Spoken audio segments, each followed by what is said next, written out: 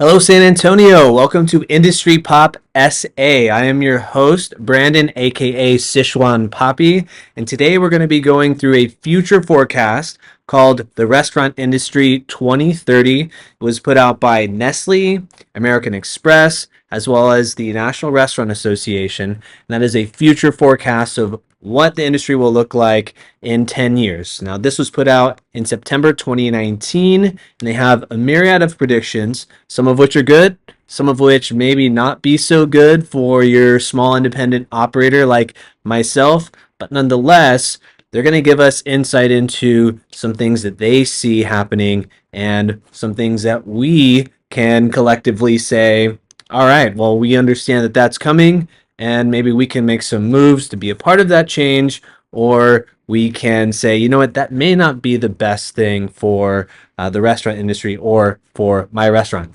Nonetheless, we know that these companies are putting out these types of documents. We can read them, we can have a seat at the table if we so choose. So, moving into, and I'm going to pull this up on my screen here so you can see there it is, Restaurant Industry 2030, put out in 2019. It's 2024 now, so we'll see if some of these things actually came true or if they were off the mark. So for a long time now, they say that restaurants have known that they need to be more innovative. You'll see as a common theme throughout this that technology and the way we interact with technology, the way our customers interact with technology, is going to be probably the biggest influence that we see. They say that technology and data allow for a quicker consumer response, and restaurants will need to be nimble, right? Nimble and quick, kind of like on the football field, right? Twinkle toes. Restaurants will need to embrace new ways of using data and information to keep up or get left behind. They say that the off premise market, so carry out, delivery, drive through mobile units, is where the majority of the industry growth will be. So in 2019, of course, they didn't know that COVID would happen, and then we're going to be doing solely takeout. But that did happen, and so companies like Uber Eats as well as DoorDash benefited from that, and then it shaped the consumers and how our guests interact with us, uh, conditioning essentially an at-home experience, right? So I think that they did get that right. They go on to say by 2030 that there will be an increase in sales, up from, they say, 1.2 trillion as opposed to in 2019 863 billion. They say that the industry workforce is going to increase as well, but they also say that the industry workforce is going to get older, and they'll go into more in depth into that statement. Uh, they also say that the definition of the restaurant industry is going to fundamentally change. So that's a pretty drastic statement. So they say it's going to morph into a hybrid model offering counter service, full service, as well as takeout and delivery with meal kits. They said that new food halls will feature retail restaurant pairings that will make it easy for people to both eat and shop. So they're saying retail is going to be a part of that in-house dining experience. Off-premise opportunities will continue to drive industry. They say that margin pressures will continue. But for the off-premise opportunities, they're saying that essentially there's going to be a continuance of the move away from in-house dining, accelerated by the lockdown, social distancing, and the consumers moving away from that traditional experience. They say that there's going to be an automation of back of house tasks, and so they're saying that the overall that our industry is going to have more people that work in it, um, but there's also going to be automation. So where are we going to make up that difference? They're saying there's going to be 2 million more jobs in the industry. Are we reducing back of house staff with robots? And then where are we getting this increase from? And they'll go into that as well. They say data is king.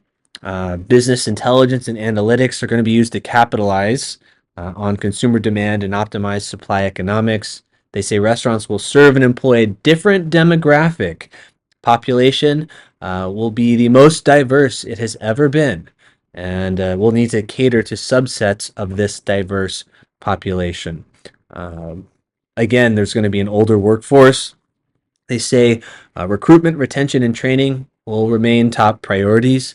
There's going to be a competition for, quote, tech talent, tech dudes, with other industries in a new technological ecosystem. Technology will drive tremendous advancements in food safety, food sourcing, and sustainability. They're saying that operators will leverage blockchain and other new traceability technologies, ingredient and sourcing data, automated food safety management systems, and advances in utility and waste management to become more efficient, transparent organizations. So, uh, I assume when they're talking about like blockchain, they're going into more bigger restaurant chains. I don't know of one local chef or entrepreneur driven business where you walk in and you've got them working on blockchain and then they have call offs and stuff like that. Like, where are the priorities here? But I guess that's why they'll be employing more tech dudes, right, to implement these types of technologies, probably driven by the tech companies. For example, Toast, they have a pretty comprehensive tech offering, but you can expect that that is going to influence our day to day at the restaurant. They say government will be a greater factor in everything operators do if they aren't already. In addition to the federal government, state and local governments may continue to add to the legislation, taxation, and regulation affecting restaurant operators. Well, all right. So Big Brother is going to be more a part of our lives. I don't really see this as a positive aspect. I think that we're regulated quite enough, but you know, we do have, for example, the Texas Restaurant Association who lobbies. So I hope that with perhaps more regulation, it can be common sense regulation. So it makes sense for the operators as well as for the customers to enjoy what we're offering. And then they go into sustainability isn't just a buzzword, okay? But it is, but they're saying it's not. And sustainability for me, it's an interesting topic because what is sustainability? That's always been my question. And who is defining what is sustainable? So, for example, in my operation, sustainability as well as the business sustainable, right? What's our overhead costs? What are our daily sales? Are we going to be able to make payroll? What are my do we have people hitting overtime?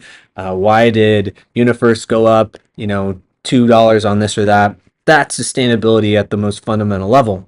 But here, I think they're talking about, what food you're sourcing, right? Um, if you look at here in San Antonio, you have the Cove. The Cove has soul food, sustainable, organic, and local. They're sourcing a lot of their produce, a lot of their protein from Texas farmers. And so you can see that sustainability, I think, in that sense, more aligns with what they're talking about here. However, since we're talking about sustainability, plastic bags, paper bags, which one is more sustainable? Right? Well, one doesn't biodegrade as fast as the other, but who is making those definitions? Is it the petrochemical lobbyist or the big lumber lobbyists in Washington that are driving this term sustainability down upon us, right? Trickling down to what we believe is important, what we believe is sustainable. So I think it's a subjective term, but they're going to get more into what that means to them, or at least what that's going to mean to restaurants in 2030, which I think is appropriate because I would like to know too. So they're saying that sustainability is going to be an important way to drive costs down, as well as showcase our efforts to attract and serve the growing number of guests who are interested in everything about sustainability, from restaurant packaging to food sourcing. They say restaurants will continue to bring people together. So if you look at these 10 bullet points of what the future will look like at a real high level, and then they dive down into it later on. But if you look at how they've broken it down. They've got, so we're going to have a redefinition of what a restaurant is. Got it. Uh, there's going to be an older workforce, so less young people, more old people. So we're getting older, right? Uh, there's going to be more tech dudes, more piling on of government regulations, and then we've got some preaching on sustainability. So they're going to finish it off by having some warm fuzzies in this. So it's not just all bad for the restaurant industry or more difficult for us to operate going into 2030 in 2019. They say hospitality, excellence in service, and engagement in local communities will remain the hallmark of the restaurant industry. That strong commitment to guests and consumers of every type will be the core to industry's identity in 2030 as operators innovate and thrive in an age of increasing technology. Well, I mean, that was my politician, right? But you can imagine a politician almost saying that it's something that a think tank would come up with for warm and fuzzies. It kind of comes off cold, but I'll give them A for effort here because hospitality and what they're saying is essentially true. It does bring people together, and that will be a continued aspect of the dining experience, probably has since the age of humanity. So, some statistics that they predict: there's going to be fewer 16 to 24-year-olds in the labor force. They predict 6.1 million additional adults of 65 and older who are expected to be in the labor force by 2028. Uh, so, first question: why isn't the young generation participating in the service industry? And two, if 6.1 million additional adults of 65 or older are bypassing retirement, which 65 is the traditional age for retirement, then what is going on with society, right? Uh, this is not a rosy prediction, I would say, for the state of our economy or society of uh, what's going on with Social Security and society in general, and the American dream, right? So you're going to be working until you're 75. I mean, can you imagine grandpa in the dish pit, right? Still working at, 70 something. Well, you won't have to. Grandpa won't be in the dish pit. Why? Because we're going to have a robot back there. So where are we going to put Grandpa? Well, maybe he goes, let's say, Grandpa's grumpy. He tells the same stories all the time. Well, you know what? He sounds like my bartender, okay? That's part of the job description, kind of. So Grandpa is going to be behind the bar making cocktails. It will probably be fascinating. But in terms of the workforce, it's getting older, is what they're saying. They have a growth predicated on consumer desire for convenience, socialization, high food quality, and service. I think that is inherent in any operation for uh, any operator, right? Good food, good place to go and socialize with people, and good quality, good service. They say the U.S. economy is expected to expand at a more moderate pace over the next decade, due in part to slower growth of the population and labor force. So we're not having enough babies, is what they're saying, right? Trends won't be uniform across the country. There's opportunities for restaurant industry expansion, and that is going to be more significant in certain areas. They predict that Texas and Nevada by 2030 will be the fertile places for the restaurant industry.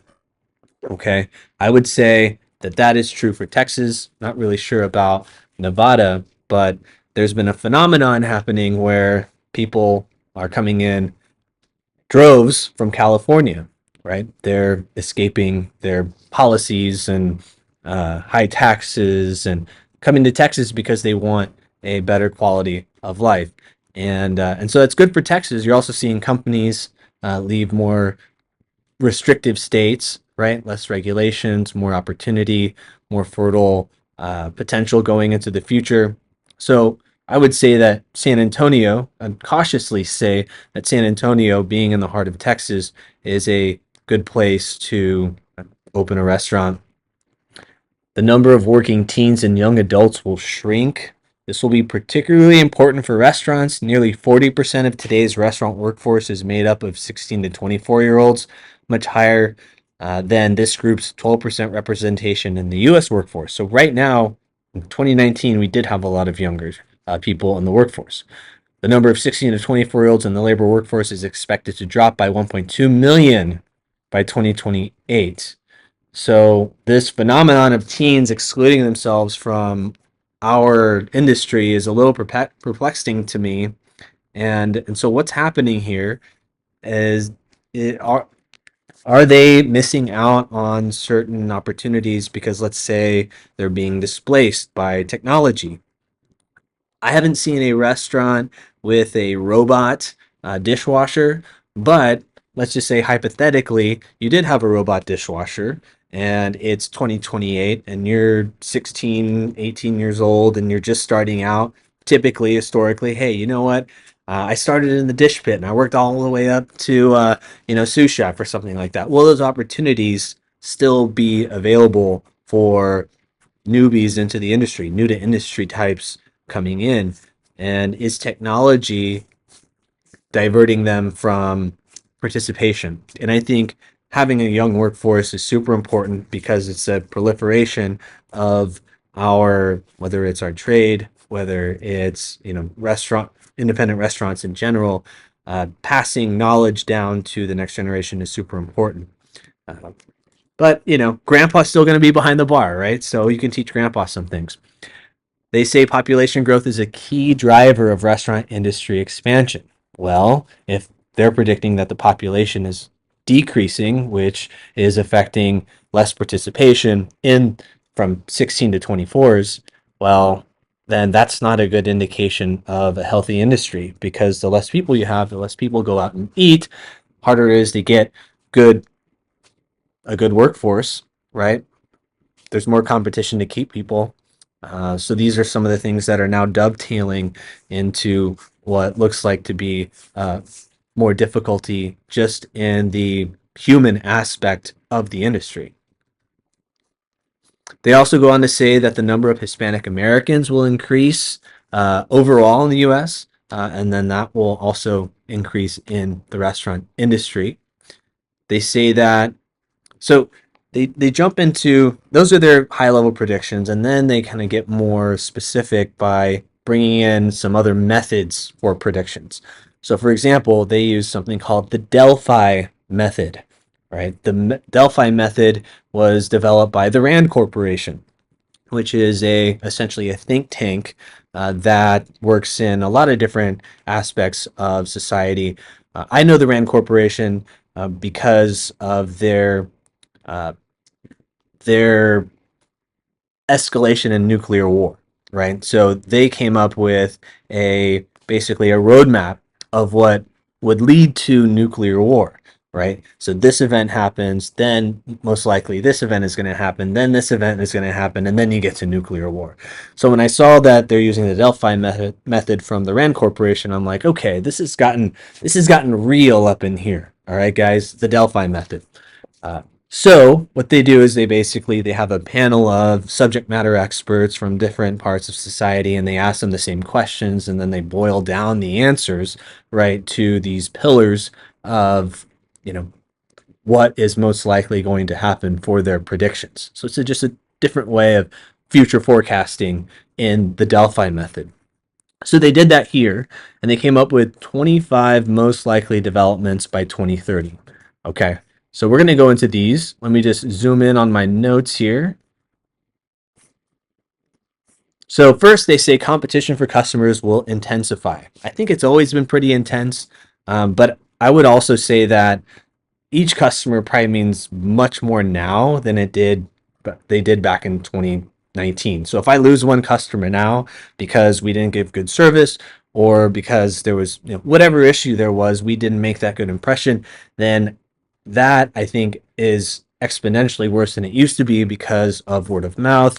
And you earn those customers through your marketing, through your reputation, through your reviews. And yes, I do agree, competition for customers is pretty intense.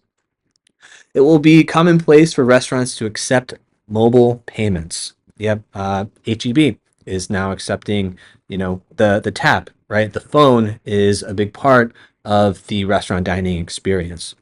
Handheld payment terminals that allow for pay at the table will be commonplace. Toast, that's who we use. The vast majority of takeout and delivery orders will be placed digitally. We still have people call in. I would say it's 70% to 30% over the phone. Packaging design exclusively for delivery and carryout will be more sophisticated and effective. There was a sustainability panel at Clementine with Chef John Russ, Chef Elise, and this came up. How do we get away from the one-use plastics? And some of us came up with an idea where you do have basically interchangeable takeout options that are standardized, right? So if I'm ordering out, right, let's say the restaurant starts with these reusable takeout plastic things, right? So they put it in there, you come, you grab it, take it home, you use it. Well, then when I order out again and I go to pick up, I then drop that off there and then take another, right? So what's happened? I'm actually taking out one level of disposition of that one use item, and I'm keeping it in a sustainable loop where it's interchangeable within each restaurant. So there's some standardization there. So going into sustainability and packaging, I think that would be a great solution to reduce landfill and plastics. Regardless of the nutritional content of the food, consumers will still want comfort foods. Okay, think of the Jerk Shack, right? Think of Sichuan House, one of our restaurants. That's comfort food. And there's, Tex-Mex, comfort food, right? Convenience stores and grocery stores will expand their food service offerings. Well, absolutely. I mean, just look at HEB, and they have just completely, they have new sections now for different food offerings. And, they will pair with local chefs, right, to offer something that is there in HEB. More restaurant layouts will include areas dedicated to delivery and carryout. Absolutely. One recommendation someone gave to me was, "Hey, Brandon, y'all may need more designated spots for takeout." And I thought that was a great idea. But definitely, when you come in to pick something up, a comfortable place, a place to sit, right? Someone to greet you, right, while you're in queue. State and local governments will increase restaurant industry regulation. We talked about that. Total employee compensation costs will increase as a percent of sales. Well, look at inflation, right? When does the hourly labor rate catch up to inflation? And I think you're seeing some of that in California right now, and that's actually very hard for the operators. So I guess the solution is, well, control inflation. More training will be provided online and on smartphones. The restaurant industry will continue to be a breeding ground for entrepreneurialism, right? You're a budding entrepreneur. I want to open a restaurant. How about that? I love food, right? Who doesn't love food, right? I love to drink. Who doesn't love a nice cocktail? If only it were just that easy, right? Equipment used in restaurants will be more energy efficient. What, like robots, right? I don't know. I don't know. Robots in the dish pit. That sounds like a song that we need to write. The use of kiosks in limited service restaurants will be commonplace. There will be increased regulation around third-party delivery. You can see that the state of California is contesting what is an independent contractor. And so that has huge implications for Uber, or just for any independent contractor in California. More employees will be certified in safe food handling through ServeSafe products. We have all of our chefs, all of our front of house are certified through ServeSafe. Video menu boards in limited service restaurants will be commonplace. More restaurants will be designed to reduce the use of energy and water and minimize waste. Point of sales data into actionable knowledge for operators will become easier. So that's business intelligence, right? The introduction of tech dudes, right? Tech dudes into the restaurant industry, business intelligence. Restaurant operators will be more likely to implement more local, targeted, and customized promotions. Technology will be more effective and used to control costs and enhance management efficiency. Women will hold a larger proportion of upper management jobs in the restaurant industry. Well, they said you're getting older, so you can't just be 29. But my wife is in the restaurant industry, and most people in the upper levels are women. Maybe that's just because that's my circle. I don't know. Restaurants will offer more healthy options on their menus. Restaurant inspection results will be readily available to the public, and the Fed will enact more data privacy rules to regulate how we handle customers' data. So that's what they came up with in the Delphi exercise, right? At least it didn't go nuclear. They also go on to say the restaurant industry in 2030 will be like nothing you have ever seen before. And that's exactly how operators will thrive. So let's go over that, because it sounds like the introduction of like a magician or something. The restaurant industry in 2030 will be like nothing you've ever seen before. And that's exactly how operators will thrive. I mean, it's like an infomercial, right? Dining away from the restaurant will grow in importance. This could mean takeout delivery and perhaps styles that haven't developed yet. Third-party delivery firms, virtual restaurants, and other models will enable new formats to appeal to guests, right? So what are those other styles that haven't been developed yet? And, I don't know if you've seen the metaverse, right? But there are restaurants in the metaverse. So, maybe you get away from brick and mortar, then you go into the metaverse and you have people go sit down, virtual people, avatars, drinking coffee, and you can monetize something that way. I'm sure there's a business model, a budding business model. Any entrepreneurs in the restaurant industry want to talk about that? We can maybe create a brick and mortar in the metaverse. So they also go into facilities and operations. They look at the size of restaurants, right? The restaurant of the future will likely be smaller and more efficient. Smaller restaurants, as predicted by the Delphi panel, should mean more automated kitchen equipment and a change in how the typical kitchen is laid out. So if you have robots doing everything, which I actually have seen in Vegas, it's not in the kitchen, but they're basically pouring cocktails, right? They're saying that that's going to be something to look out for in 2028. They say that margin pressures will remain intense for restaurants and all types of sizes, making cost management essential if it isn't already hard enough, right? But they're saying that will persist into the future.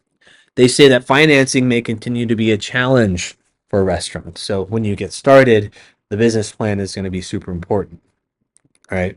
If I'm an investor and thinking about investing in a restaurant, which is high risk, right? Because a lot of restaurants don't make it out of their first couple of years. So where's the return for the investor? But to land those investment dollars, you really have to have an awesome business plan, and you have to be a personality too, right? Moving into technology, they dive even more into this. So they say the guests of the future will demand technology. They demand it, right? If you're not doing business through a phone or tablet, whether it's delivery, online ordering, or tableside POS, you could find your business struggling, they suggest. Today's customers are interacting with restaurants digitally for takeout, delivery, many other ways. They say technology will automate traditional tasks, everything from inventory management, scheduling, payroll, taxes, bill reconciliation. That is the future. This means more need for tech support, cybersecurity, and restaurant managers and staff who are tech savvy. So again, the tech bros, right? Tech bros, I think, are what they're saying in terms of you have older people, less young people, and you're growing by 2 million jobs. So where are they coming from? They're coming from the tech industry, partially, I think. They talk about the Internet of Things. This is super interesting to me. The Internet of Things, the IoT, will allow data to be collected in even more ways, making data-driven decisions to expand in every area of the operation. So the first time I heard the Internet of Things was years ago, and I was reading the world a logistics article by the World Economic Forum, and you know they kind of center the Internet of Things around AI. They predicted that would AI would come in and really everything would revolve around that. Now they go into AI in this future forecast a little later, um, but if you look at ChatGPT and other applications that are then plugged into that type of technology, I would say that that is going to be again a huge fertile, potentially fertile land for innovation and being cutting edge or ahead of the curve by getting on those types of technologies right now and how we can utilize it to improve our operation. They go into training and development. They say that women and minorities will be more of your upper level in the restaurant industry. They say the average number of employees per restaurant location will decline. So I think they're really, when they talk about the square footage and they're looking at the contraction of the size, which is going to mean, and more automation, which is going to mean less actual employees and more tech dudes, right? More maintenance services or software services. They go into marketing, facial recognition, right? Facial recognition to determine what guests want, localized social media marketing, loyalty programs, video marketing, more susceptibility to negative social media. Well, let's not get into the reviews right now, but when it comes to facial recognition, I'm thinking, okay, so there's going to be a facial scan somewhere. Is that going to be on the tablet? Is that going to be when they walk into the restaurant? Where does that plug in? And then how are we going to be able to determine what they want based on their facial recognition? So I haven't seen the that in actual application. If it can scan my face and say, all right, so he's looking for a T-bone steak versus no, he's looking for a Caesar salad, that would be pretty amazing. And if it were correct, they go into food safety. They're saying blockchain and barcodes will help identify foodborne illness and outbreaks. They call it food defense. So that's a new term I haven't heard yet. Food defense. Definitely a term made from a think tank. But if we do hear that in our common parlance, it is coming from this high level conversation. They go into government again. They're saying that there's going to be more industry regulation. New environmental regulations will increase our operating expense. So again, if you're not a part of the restaurant Texas Restaurant Association, they do a lot of great work lobbying for restaurants. Right? They go into the menu, right? So if your menu has the word sustainability sourced, your ingredients are considered clean, and you've prepared stories around your menu items, they're saying that's what the future consumer is looking for. Again, this talk about sustainability. And, diving into that a little more, again, sustainability comes up, I can go on a soapbox, but they talk about a circular economy, right? Into the future, and how can we keep things in the system without them going out?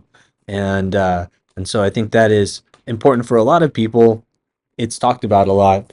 So diving into that, capturing that, putting it on your menu, I think is going to resonate with people, is what they're saying. More healthy foods. In addition to the comfort foods, it's got to be healthier, right? Right. More plant-based options, plant-based proteins, more sophisticated. There's going to be more sophisticated palates, and they also anticipate that global cuisine is going to increase in popularity. Health and nutrition. They say health and nutrition are going to be part of the experience in eating healthy. And so if you know about Nestle, in addition to their Nescafe and their sweets section, they also have baby food. They also have dog food. They also have pharmaceutical companies. They also have their own health and medical science wing, and so they've kind of cornered so many different aspects of the consumption, the food consumption game, that there's, of course, they're saying that eating healthy as a part of the experience. They've done tons of research in it as well. If you're looking at, just trends in society when it comes to what we consume, RFK Jr. and healthy eating, whether it's, less chemicals, less genetically modified organisms, no GMOs, things like that are really important right now. People are talking about it a lot. It's hit the mainstream. And so that they're predicting back in 2019 is now manifesting here in 2024, which will only pick up momentum going into, I guess, 2030. So that is a trend that I think everyone can jump on because, one, it's like, who doesn't want to be healthy? What we consume directly affects that. But that is something that they predict. I think they got that right. Uh, Now they look at disruptors. Okay, so what is going to disrupt the industry? And that doesn't always have to have a negative connotation. It can actually mean something that made things more efficient, right? In the, I guess, the tech industry or any industry, a disruptor typically leads to doing things in a more efficient way. And then, you can be like, hey, man, I had that idea. I had that idea. Why didn't I do anything about it? I had that idea first, and then I could have been a millionaire, whatever.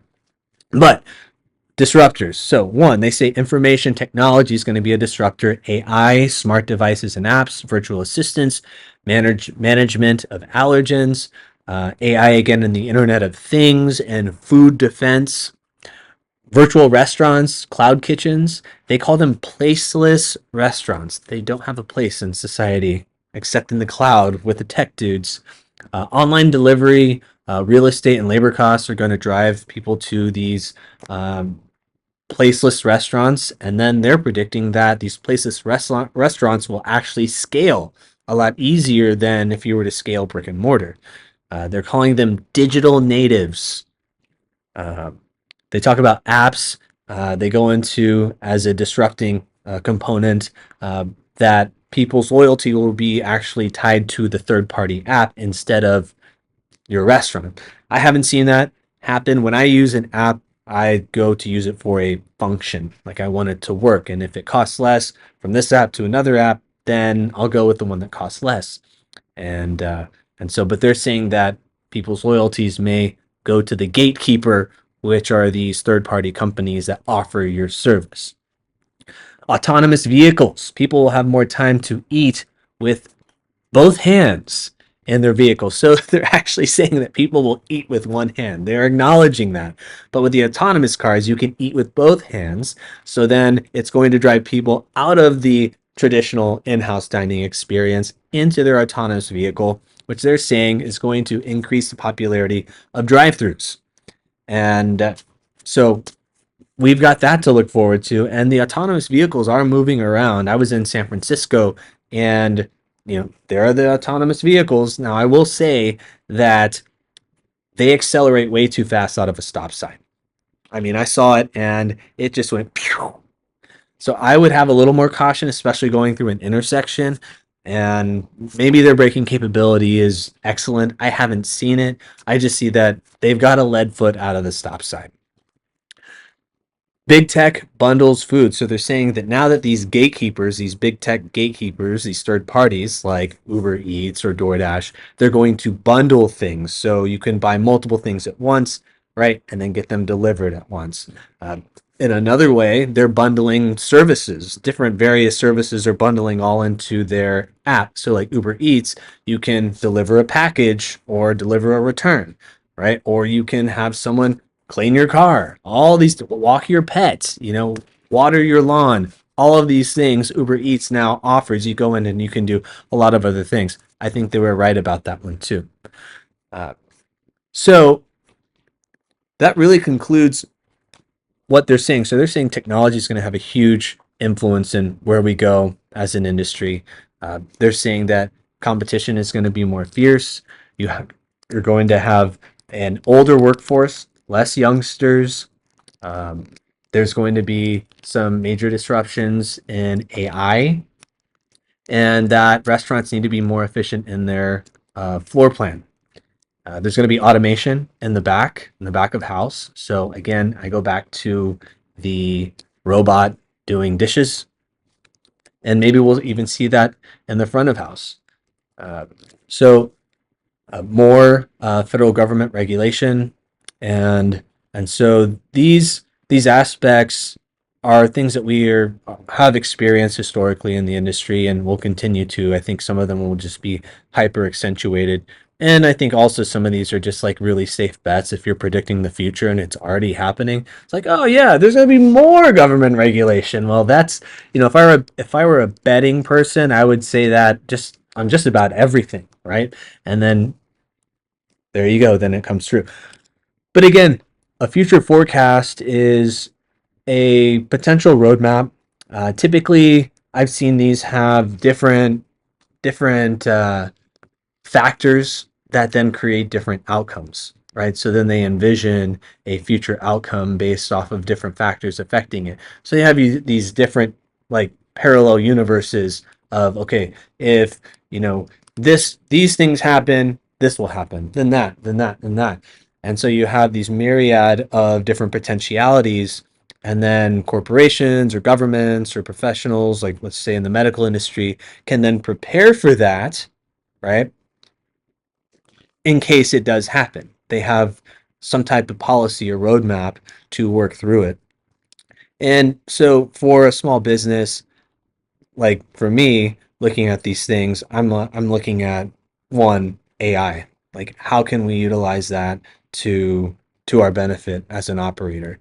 I'm looking at where the workforce is going, and how can we develop our team, and our how can we engage with our younger workforce and then develop them into leadership positions, so I'm not having to do everything as I am 65 and I'm the grandpa behind the bar.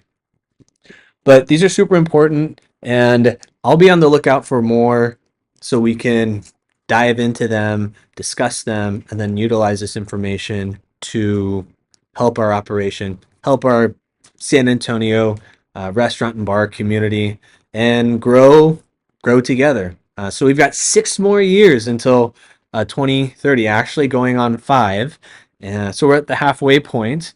It is my hope that we are still here and thriving, but who knows what can happen. I do know this: we're all in it together, and Industry Pop SA will be doing interviews as well as deep dives into documents like this. So if you've made it this far into the video, I appreciate it. I'm going to put the link to this future forecast down below so you can access it, take a look at it. Super interesting, and be on the lookout for more podcasts by yours truly, Brandon, aka Sichuan Poppy, for Industry Pop SA. Peace, y'all. Thank you.